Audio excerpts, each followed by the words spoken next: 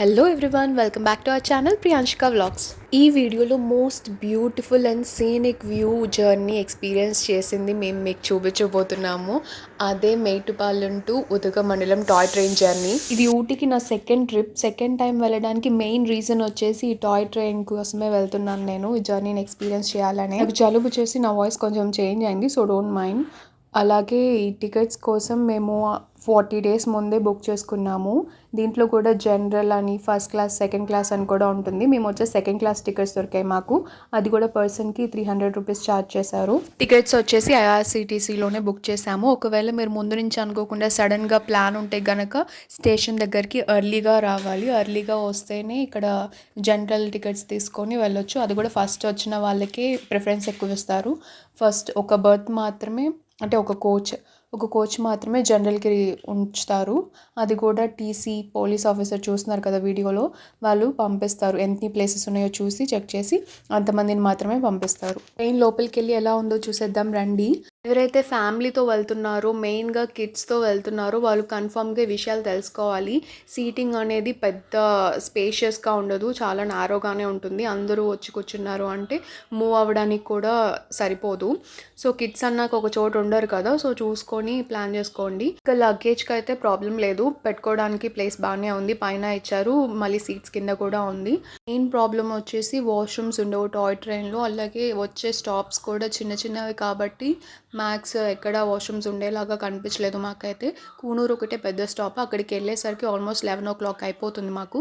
మేము 7కి స్టార్ట్ అయ్యాము, కూనూరు వెళ్ళేసరికి 11 అయింది. సో అప్పటి వరకు మీరు పిల్లల్ని కానీ మీరు కానీ హోల్డ్ చేసుకోవాలి. లేదంటే స్టేషన్ ట్రైన్ స్టార్ట్ అవ్వకముందే వాష్రూమ్కి వెళ్ళి వచ్చేసి మళ్ళీ కూనూరులో కావాలంటే వెళ్ళొచ్చు. సో వాష్రూమ్స్ ప్రాబ్లం ఉంటుంది, చూసుకోండి, పిల్లలతో జాగ్రత్తగా వెళ్ళాలి.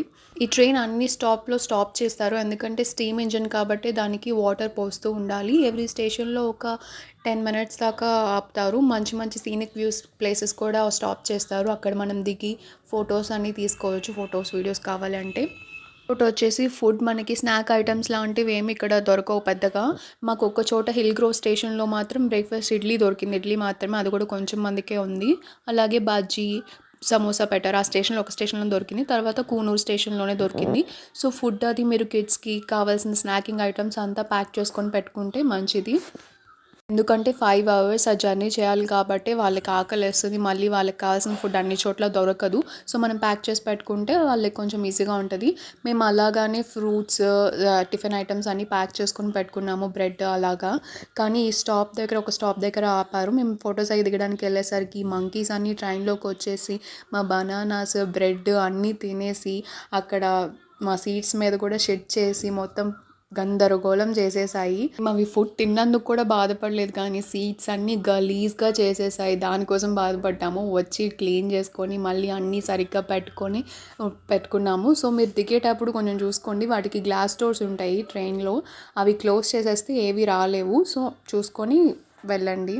పిల్లలతో ఇన్ని అవర్స్ జర్నీ కష్టము, అది కూడా ఎటువంటి ఫెసిలిటీస్ లేకుండా అనుకుంటే మాత్రం బెస్ట్ ఆప్షన్ వచ్చేసి కూనూరు టు ఊటీకి ట్రై చేయండి. అది జస్ట్ 1 hour రైడ్ ఉంటుంది, అది కూడా బాగుంటుంది. సో కానీ బెస్ట్ వ్యూ పాయింట్స్ అవన్నీ మాత్రం మేటుపాలెం టు ఊటీకి వెళ్ళే వేలోనే ఉంటాయి. కూనూరు నుంచి ఊటీకి అనేది చాలా తక్కువ చూస్తాము, కానీ పిల్లలతో కష్టం కదా. కానీ ఎక్స్పీరియన్స్ చేయాలి అనుకుంటే ఇది ట్రై చేయండి, ఇది కూడా బెస్ట్ ఆప్షన్. దీనికి టికెట్స్ కూడా ఈజీగా దొరుకుతాయి.